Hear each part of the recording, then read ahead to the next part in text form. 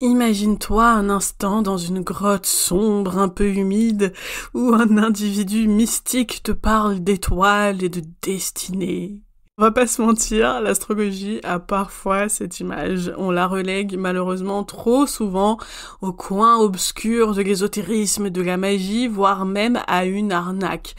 Et cette vision de l'astrologie choquerait pourtant nos ancêtres, car pendant des millénaires, l'astrologie a été considérée comme une science. On pourrait même dire que c'est la plus vieille science. Parce que nos ancêtres se sont toujours penchés vers les étoiles pour déterminer quand il était temps de récolter les fruits de la terre ou pour choisir le meilleur moment pour partir en guerre. L'astrologie a fait son apparition dans pratiquement toutes les cultures, des Mayas à la Chine en passant par l'Afrique. Et à l'époque, pas de calculatrice ni d'ordinateur pour aider à déchiffrer les mystères du ciel. Les astrologues devaient être aussi des maîtres des mathématiques. À Babylone, où notre astrologie moderne a vu le jour, l'astrologie était réservée à la crème de la crème intellectuelle, qui était considérée à l'époque principalement comme masculine.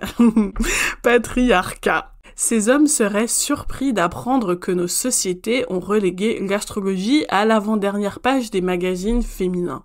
Ce n'est qu'au XVIIe siècle, en effet, que l'astrologie et l'astronomie ont commencé à prendre des chemins différents. Aujourd'hui, en 2023, l'astrologie et l'astronomie ont même totalement divorcé, au point où la page Wikipédia qui traite de l'astrologie présente l'astrologie comme une pseudo-science. Mais est-ce juste de réduire l'astrologie, une discipline qui, après tout, a été théorisée par des esprits brillants comme Ptolémée et tant d'autres, à une pseudo-science irrationnelle et sans fondement? Je ne le crois pas et c'est ce que je vais te montrer à travers cette vidéo. Dans cette vidéo, je vais tenter de t'expliquer le fonctionnement de l'astrologie. Et pour m'aider dans ce challenge, je vais faire appel à 3 compères que tu dois certainement connaître. Bouddha, Darwin et Einstein. Oui, tu as bien entendu. Et non, ni Bouddha, ni Darwin, ni Einstein n'ont écrit de livres sur l'astrologie. Mais tu vas voir qu'ils vont nous aider à éclairer l'astrologie sous un nouvel angle.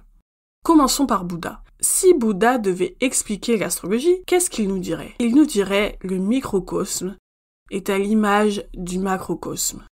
Bouddha nous donne ici une vision spirituelle de l'astrologie, une perspective que l'on retrouve dans de nombreux textes spirituels, tels que les principes hermétiques par exemple.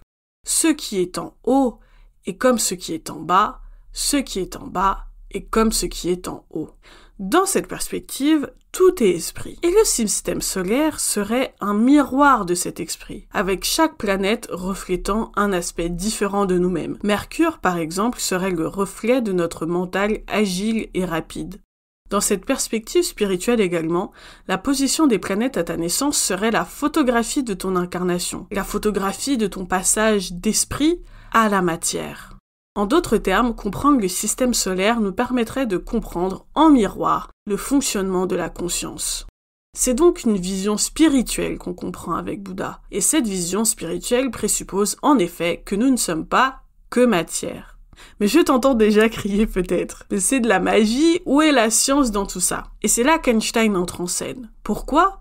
Parce qu'Einstein, c'est une révolution qui nous a permis de comprendre le temps. Or, quand on comprend le temps, on comprend l'astrologie. Et oui, si Einstein pouvait définir l'astrologie, il nous dirait « L'astrologie est l'étude de l'impact du temps sur les comportements humains ». L'opinion générale se trompe largement sur ce qu'est l'astrologie. L'astrologie n'étudie pas les rayons émis par les planètes ou l'effet de la lumière solaire sur ton bronzage. L'astrologie n'étudie pas l'impact physique des planètes. Au lieu de cela, elle se penche sur les cycles, enregistrant des millions de données et repérant des tendances. Les astrologues sont en quelque sorte les premiers data scientists de l'histoire. En d'autres termes, ce qu'Einstein nous permettrait de comprendre, c'est que la période de notre naissance a un impact sur nous, au même titre par exemple que notre lieu de naissance. Le temps nous façonne. Sur le temps long, c'est quelque chose que nous observons déjà facilement. Par exemple, on remarque bien que tous les 20 ans à peu près, les générations se renouvellent. On a eu les baby-boomers, la génération X, puis la génération Y et Z. Nous voyons bien que chaque génération a des façons de penser et de voir le monde différentes. Dans le langage courant, on appelle ça l'ère du temps ou un phénomène de génération. En astrologie, on appelle ça une étape du cycle plutonien. L'astrologie nous dit simplement qu'il n'y a pas qu'un cycle générationnel. Il existe également des cycles plus courts, des cycles neptuniens, uraniens, saturniens, jupitériens, martiens, vénusiens, mercuriens, solaires, lunaires, qui eux aussi façonnent la façon dont les individus pensent et voient le monde. Encore une fois, le temps nous façonne, que ce soit à long terme comme à court terme. Fêter son anniversaire, avoir un certain âge, c'est avoir fait un cycle complet autour du soleil. Se donner de nouveaux objectifs en début de mois, c'est marquer le passage à un nouveau cycle lunaire. Peu importe la vision que nous avons de l'astrologie, finalement, il faut reconnaître que notre société s'est construite autour de l'astrologie. L'astrologie nous façonne parce que le temps nous façonne. Mais ce n'est pas fini. Je ne veux pas m'arrêter là parce que quitte à te bousculer en mélangeant astrologie et science, autant aller jusqu'au bout. Et je vais donc te parler de Darwin. Charles Darwin, le naturaliste à qui l'on doit les ouvrages majeurs The Origin of Species et The Descent of Man, nous a montré que l'homme n'est pas cet être unique façonné à l'argile par Dieu et au sommet de la chaîne alimentaire.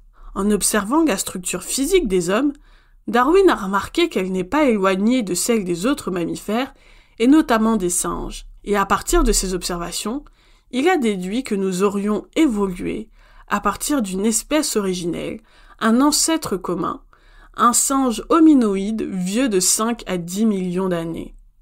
Donc en réalité, les hommes et les singes sont cousins. Et ça a été une révolution. Cette perspective, qu'on a appelée évolutionniste, nous permet aussi de comprendre l'astrologie.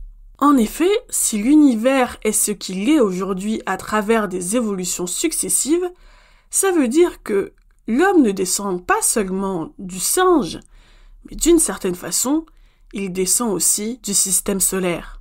Si on pousse la logique évolutionniste jusqu'au bout, on peut aller jusqu'à dire que l'homme descend des étoiles.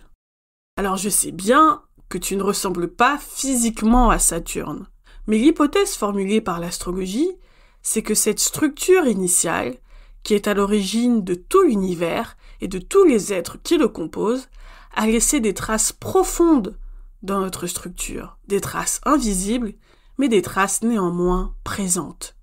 Et d'ailleurs, dans les cultures orientales, dans le système notamment de chakras qu'on retrouve dans la culture indienne, on retrouve cette idée, avec un chakra racine, par exemple, qui correspond à Saturne, et ainsi de suite. Tu comprends à travers ces 3 perspectives le fonctionnement de l'astrologie.